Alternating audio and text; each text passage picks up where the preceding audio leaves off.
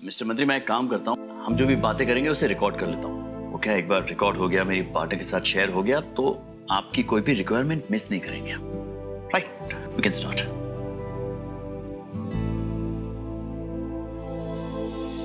Mister KT, ये recording बंद कर दीजिए प्लीज।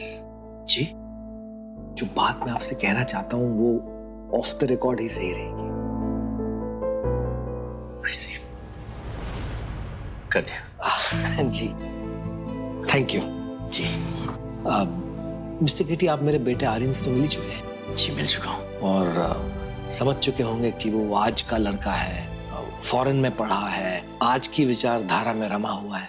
जी, वो पहली मुलाकात में ठीक से पता चल गया था हमें। जी जी। अभी जितना प्रोग्रेसिव है उतना अजीब भी है।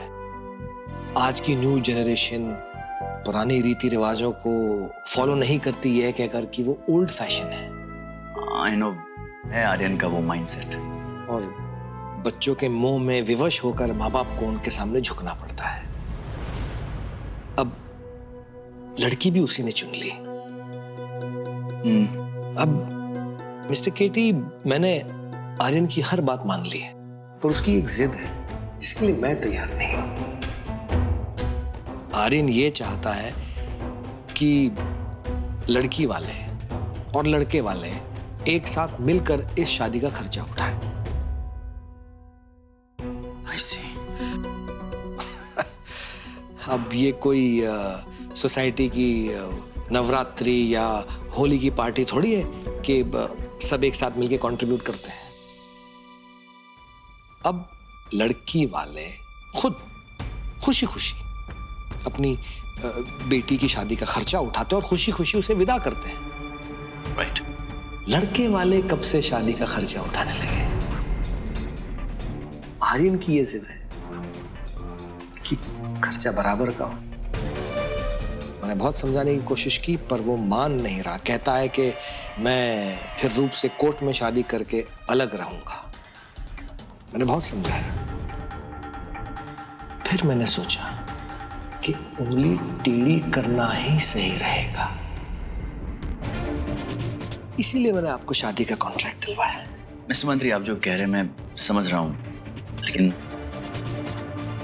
इसमें हम क्या कर सकते हैं? आप ही तो सब कुछ कर सकते हैं। जी मिस्टर केटी, आप ही सब कुछ कर सकते हैं। वैसे ज्यादा कुछ करना भी नहीं, आपको सिर्फ शादी का जो खर्चा है ऐसे बताना है कि उनसे पैसा भी मिल जाए, आर्यन को कुछ समझ भी ना आए, मुझे कुछ देना ना पड़े और आपको आपका पैसा मिल जाए। बस इतना ही करना है।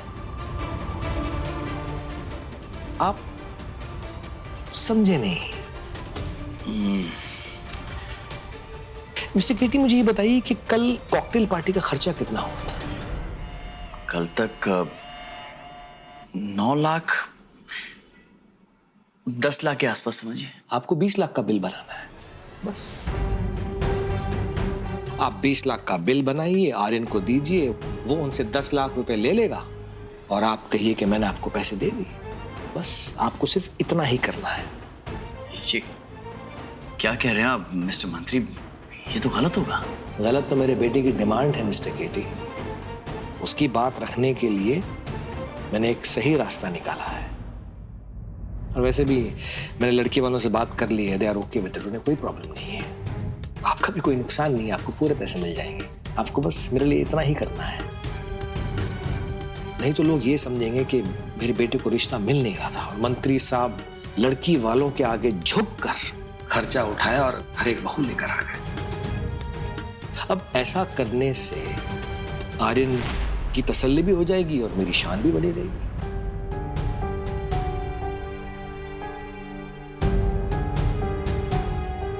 मिस्टर मंत्री, ये अनएथिकल है। मैं या मेरी पार्टनर कोई भी अनएथिकल काम नहीं करते हैं। नहीं हो पाएगा ये हमसे। I'm sorry।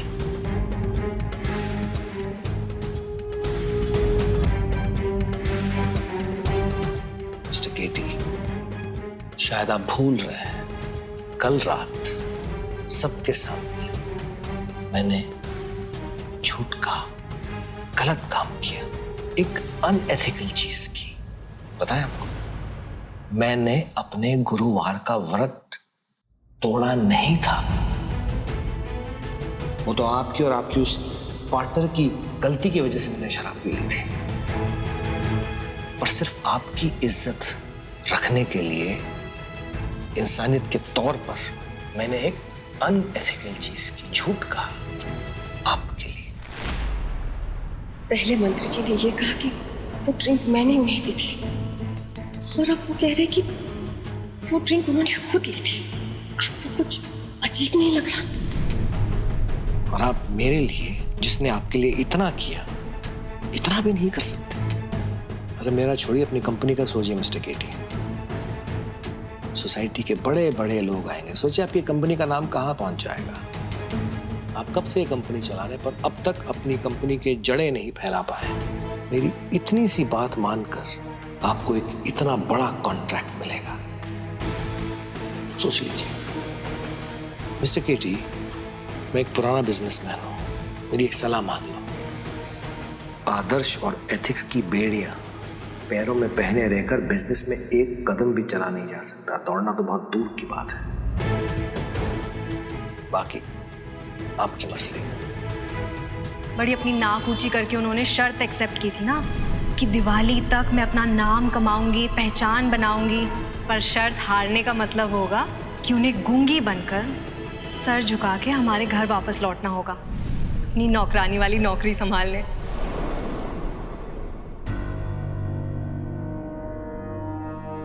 मेरा नंबर है आपके पास।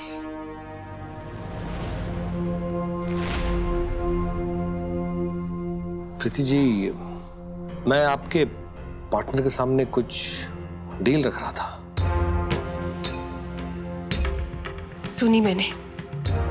गुड, मैं बाहर इंतजार करता हूं, आप लोग डिस्कस कर लीजिए। और याद रखिए, आपकी हाँ में मेरे से ज्यादा आप लोगों का फायदा है।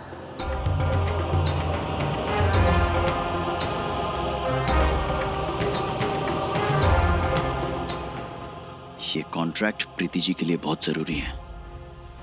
दिवाली से पहले बड़ी मुश्किल से ये प्रोजेक्ट हाथ आया है। ये भी चला गया तो प्रीति जी शर्त हार जाएंगे और उनकी जिंदगी पूरी तरह से बर्बाद हो जाएगी। लेकिन इस शर्त को मानने का मतलब ये होगा कि हम अपने उसूलों के साथ समझौता कर लें। वो जो भी फैसला लेंगी, मैं उसमें उनका साथ दूंगा।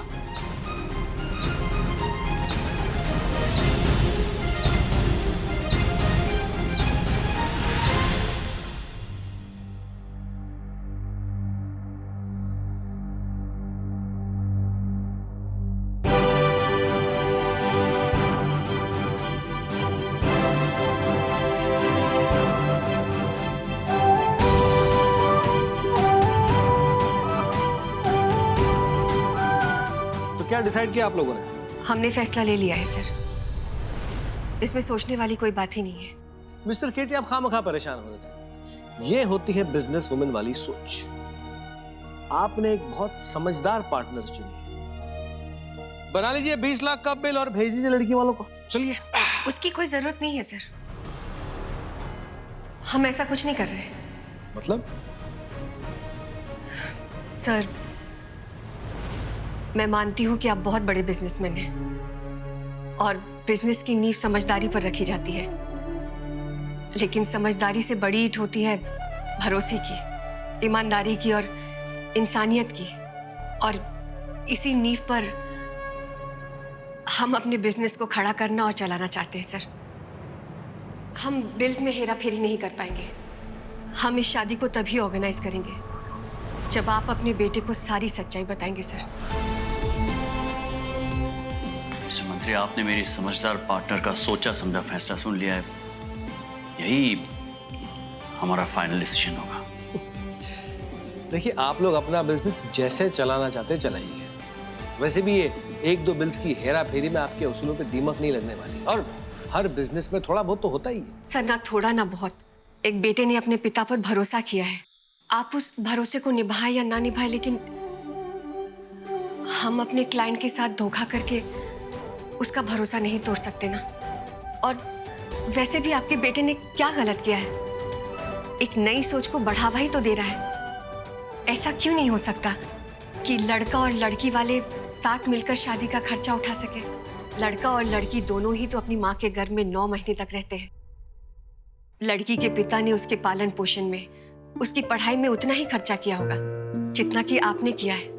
तो सर, ये लड़का और लड़की वालों में इतना फर्क क्यों? मिस्टर मंत्री, आर्यन एक कमाल का लड़का है। आई एम श्योर आप भी उस पर गर्व महसूस करते होंगे।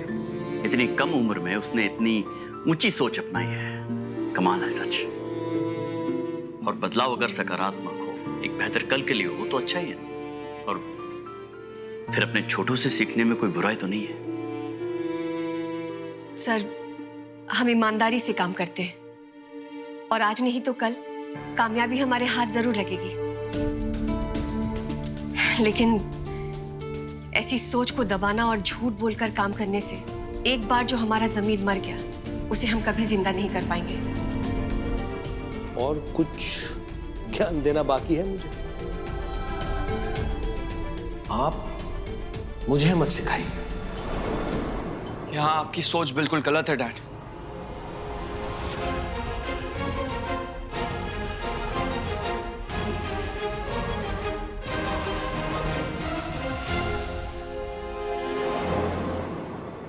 आपको उनसे सीखने की जरूरत है, और सिर्फ बिजनेस में नहीं बल्कि रिश्तों को सच्चाई से निभाने की सीख, धोखा ना देने की सीख। मैं सोच भी नहीं सकता हूं डैड कि आप मेरे साथ इतना बड़ा धोखा करेंगे। और सिर्फ इसी वजह से मैं अपनी शादी बिना किसी तामझाम के, बिना किसी दिखावे के करना चाहता था, क्योंकि मैं अच्छी तरह से जानता था कि आप अपनी दकियानूसी सोच को बीच में लाकर ही रहेंगे। और आपने बिल्कुल वैसा ही किया। आपकी खुशी के लिए मैंने आपका मान रखने की कोशिश की, लेकिन बदले में आपने क्या दिया मुझे? शायद आप मेरा मान कभी रख ही नहीं पाएंगे डैड। और इसलिए मैंने डिसाइड किया है कि मैं अपनी शादी अब अपने तरीके से करूंगा। कोर्ट मैरिज करूंगा मैं, जहां आप जैसे झूठे इंसान की कोई जरूरत नहीं है।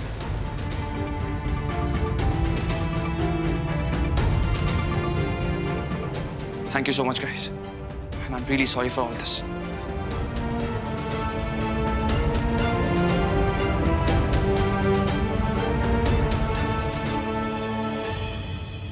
ये सब आप दोनों की वजह से हुआ है। मैं भी देखता हूं कब तक आप ये मॉरल्स और एथिक्स की बिना पर चलाते अपना ये बिजनेस। ऐसे तो समाज सेवा संस्थाएं चलती है, और जब तक आप अपने ये मॉरल्स की पूंछ को पकड़े रहेंगे ना, आपके हिस्से में हार ही आएगी। You both are losers, और आज भी आप ही की हार हुई है।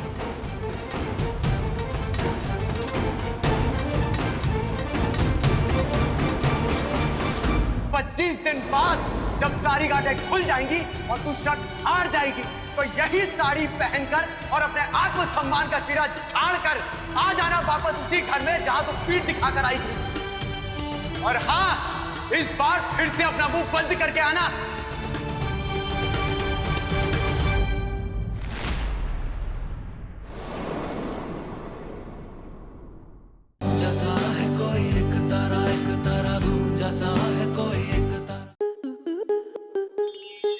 स्टार प्लस के ऐसे ही और बेहतरीन लम्हे देखने के लिए सब्सक्राइब करें हमारे YouTube चैनल को।